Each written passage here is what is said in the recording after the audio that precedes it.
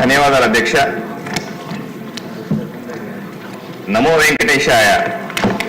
అఖిలాండ కోటి బ్రహ్మాండ నాయకుడు శ్రీ వెంకటేశ్వర స్వామి కొలువైన తిరుమలలో సామాన్య భక్తుల కష్టాలు మీ ముందు లేదా సభ ముందు పెట్టడానికి చెప్తున్నా అధ్యక్ష. సాధారణంగా భక్తులు తిరుమలకి వెళ్ళినప్పుడు కుటుంబంతోనో లేదా నలుగురు స్నేహితులతోనో కలిసి ఒక కాటేజీ అద్దెకు తీసుకుంటారు అధ్యక్ష. అద్దెకు తీసుకునే సమయంలో అద్దె ఒక రోజు అడ్వాన్స్ ముందుగా పే చేయాలి. అలాగే అదనంగా ఒక రోజు అద్దెని డిపాజిట్ చేయాల్సిన అవసరం ఉంటుంది అధ్యక్ష. దానికి ఎటువంటి అభ్యంతరం లేదు. కాకపోతే రూమ్ ఖాళీ చేయాల్సిన సందర్భంలో ఎవరైతే రూమ్ తీసుకునేటప్పుడు ముఖాన్ని చూపించి ఉంటాడో అతను కాకుండా వాడి కుటుంబ సభ్యులు కానీ స్నేహితులు కానీ ఎవరన్నా వెళ్తే తీసుకున్న డిపాజిట్ ను వెనక్కి ఇవ్వము అనే నిబంధన పెట్టారని చెప్తున్నారు. దీనివల్ల డిపాజిట్లు వెనక్కి రావట్లేదు, సామాన్యులు ఇబ్బంది పడతా ఉన్నారన్న విషయాన్ని మంత్రి గారి దృష్టి తీసుకెళ్తా ఉన్నా. పోనీ డబ్బులు ఇచ్చినప్పుడు మాత్రమే ఇలా జరుగుతుందా అంటే కాదు అధ్యక్ష.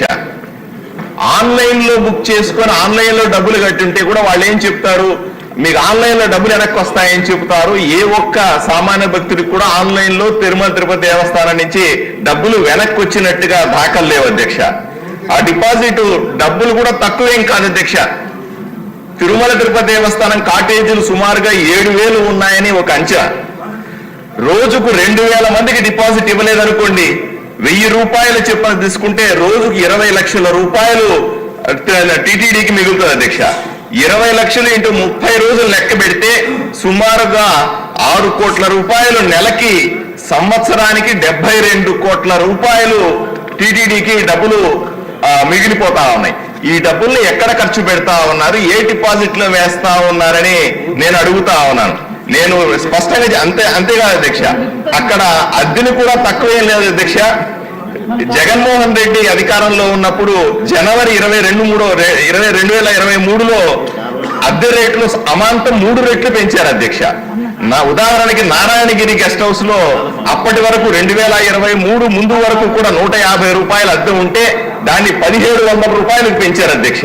అలాగే స్పెషల్ టైప్ కాటేజ్ నారాయణగిరిలో 750 రూపాయలు ఉన్న కాటేజ్ ధరని 2,200 రూపాయలకు పెంచారు అధ్యక్ష.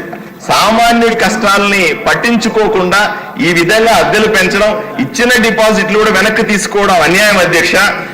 సామాన్య భక్తుని ఒకటిసారి కాదు 2 సార్లు గుండుకి ఇస్తున్నారు అధ్యక్ష తిరుమల తిరుపతి దేవస్థానంలో. ఈ విషయాన్ని సీరియస్ గా పట్టించుకోవాలని, నియమ నిబంధనలను మార్చాలని, అలాగే నలుగురుంటే ఎవరు పోయి ఆ కీ ఇచ్చేసినా సరే డిపాజిట్ వెనక్కి ఇచ్చేలాగా చర్యలు తీసుకోవాలని మీ ద్వారా మంత్రి గారిని కోరుకుంటున్నాను అధ్యక్ష.